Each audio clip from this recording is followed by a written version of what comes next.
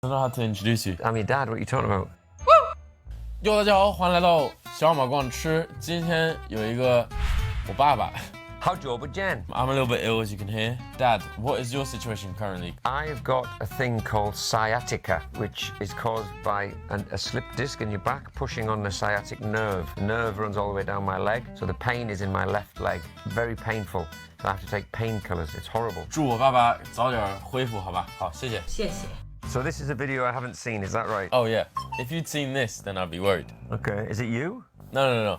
今天我们要看一个网上最近特别火的一个视频。The whole video is in Chinese, and this lady who's speaking throughout the video, she speaks extremely fast. I have to basically pause it and translate. This is going to be a reaction video, but also test on my Chinese skills, which is going to be fun, I guess. Bring it on. So first thing she's starting with. Look at Dad's face already. Because this topic, there's so much to say, I can't fit it all in one episode. Okay. So that's just what she's saying now. What's that on her head? I don't know. She said, recently I've been to England. I stayed about half a month. I thought the food was rather questionable. It's gonna be so difficult. When she came 15 years ago, she thought the food was bad, but she's gonna give it another chance. It was so bad that I was rolling on the floor.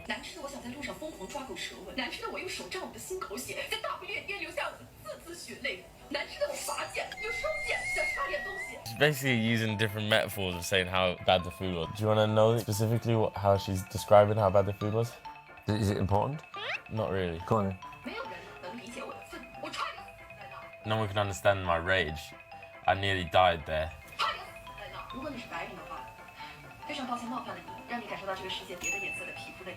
If you're like a white person, sorry to upset you. Here's the point of view of someone from a different skin color. Yeah. So that's stargazy pie. She said, actually, English people don't even eat this. I've never even seen one. I went and ate it in a pub. I've never ever heard about it. I swear to God, I'm not eating it.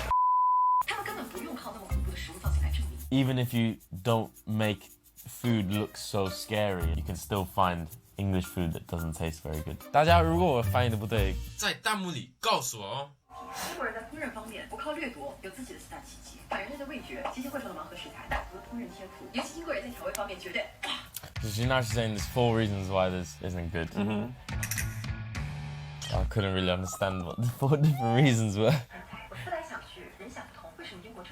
I was trying to figure out why is English food not that good, and then I finally realized the English are cursed. Colonized half the world because of spices and sugars and stuff like that, but they're only left with salt and pepper. I thought that was pretty funny. Saying in London, 3 big English food is fish and chips, pizza, and spaghetti. Now we'll talk about the vinegar that they put on the fries. She said, I don't mind if you put vinegar on my chips, but the flavour of vinegar with fish, I really can't deal with. But I love vinegar on my fried fish. Yeah, absolutely. I'm a vinegar freak. Me and you both. Mum doesn't like vinegar. No. So maybe it is an English thing. Could be. It's white. Shane, we love salt and vinegar flavour things, and everywhere you go you smell salt and vinegar crisps smell like dirty socks to her. I love salt and vinegar crisps. It's one of my favourites. Salt and vinegar crisps is the best. Yeah, I think so. The best. The other week I found them in Tesco, salt and vinegar nuts. Salt and vinegar flavoured peanuts. How weird, but they're lovely. Her commentary now on English food and English people liking vinegar and stuff, it's all coming from a place of truth or accuracy. Yeah, I just don't know why she has to be doing her makeup while she's telling us. Perhaps we should be doing our makeup while we're reacting to her video. 下期一定。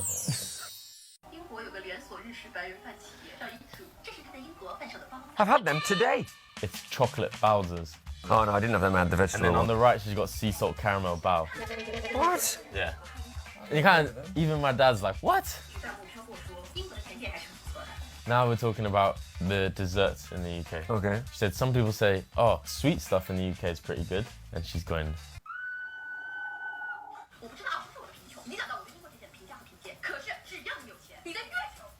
She said, as long as you have money, you can get a better food on the moon than in the UK. 就这么说吧，英国80%街上卖的甜点的糖用量。 I think it's a very common thing for the Western and the UK desserts and sweets. They always say that we use way too much sugar and it's always way too sweet. And to be honest, when I first came to the UK, I did notice how sweet it was. Yeah. 英国人不会做海绵蛋糕，但是会做海绵。 This bit I didn't agree with. She said we can't make sponge cakes apparently. And I, for one, make a really good sponge cake at work, so I disagree with this. Oh, do you? Yeah. As an English person watching this video, it is kind of upsetting. Kind of hard to understand what the point is. She's just talking about her experience with English food. Yeah. You know, you don't have to agree, you don't have to disagree. Right. When I first watched it, I thought I understood, but then translating it to you, I realized how much I didn't understand. Yeah. Here she's like doing some sort of Chinese poem that I didn't really understand. 它的原因可能是尝不出来吧，因为味觉被诅咒了。 Saying our taste buds are cursed because of the colonial period. 调料和食材各出各的，这是一种什么感觉呢？就是你明明感觉知道它咸淡够了，但又觉得没有味道。 That is another thing, is like oftentimes you'll think, oh, this is salty enough or this is savory enough, but it doesn't taste seasoned. And I think there's some truth to that. A lot of English food is quite bland in spices, and salt and pepper is kind of the most prevalent spices.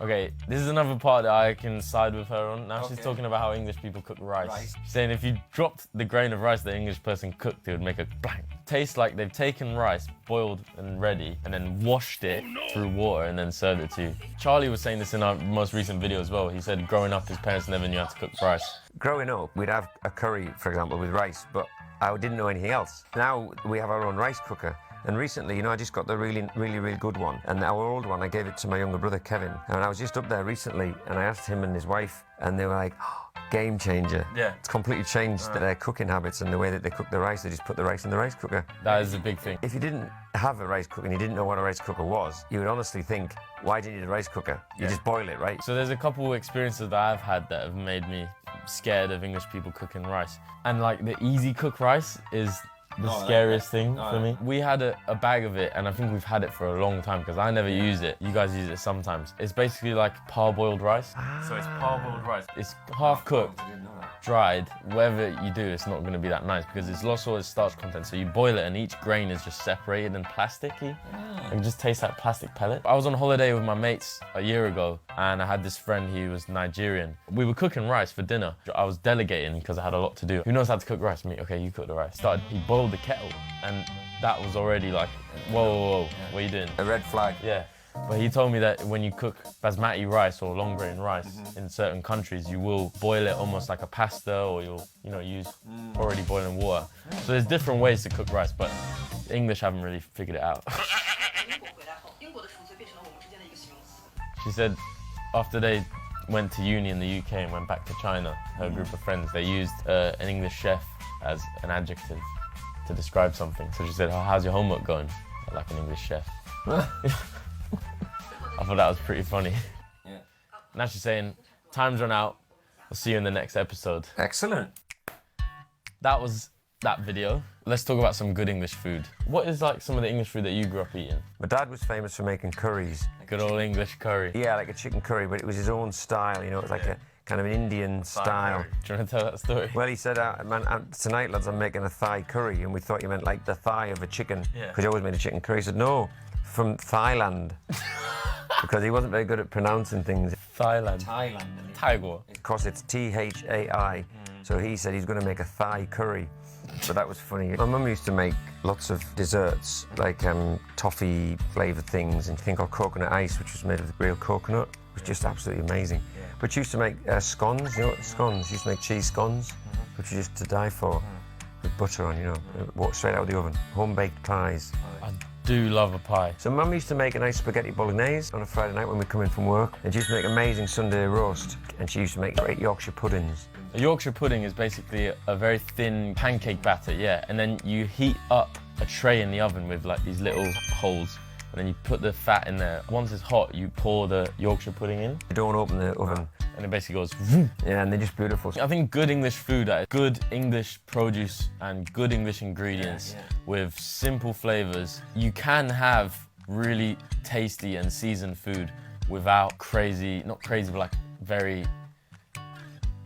Lots of spices. Yeah, Yeah. like a wild array of spices. Yeah. Yeah, I think English food, as I said, is like you get your meat, your veg, your carb, like your Yorkshire spuds or whatever. Roast potatoes. I mean, it sounds simple. You can make good ones and bad ones, and if you do them really well, they can be amazing. But of course, growing up, you know, there was also simple things like beans on toast, for example. You know what I mean? As kids. And I think there is like one of the points she made, the World War II, and I do feel like, you know, beans on toast and stuff like that. It feels like a very like an easy comfort food that was born out of sort of Harder times.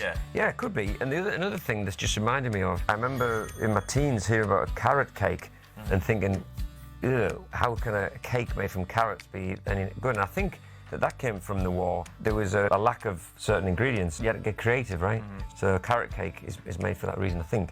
Sorry, I had to stand up because my leg was hurting. I didn't agree with much, to be honest. I agree that the British like vinegar. I do love vinegar. I adore it. Yeah, so that's good for me. I like salt and vinegar crisps. I like salt and vinegar anything, really. I typically do this, right?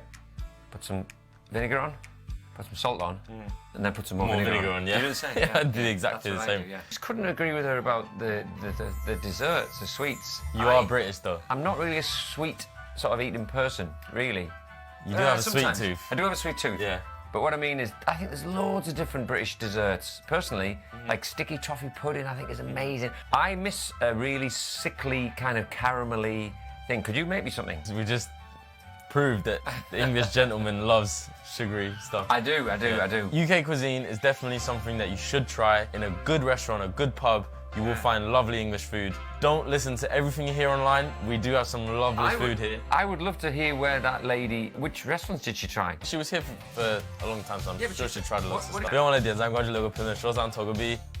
下期再见，拜拜。Okay, I have to run to work now. God, we're complete different heights. Yeah, get your little bum down there. I'm gonna take this opportunity to show you guys what's going on in my kitchen right now. Alex was saying, oh, they're really expensive. It costs a fortune. How's it going? Hey, we have gas.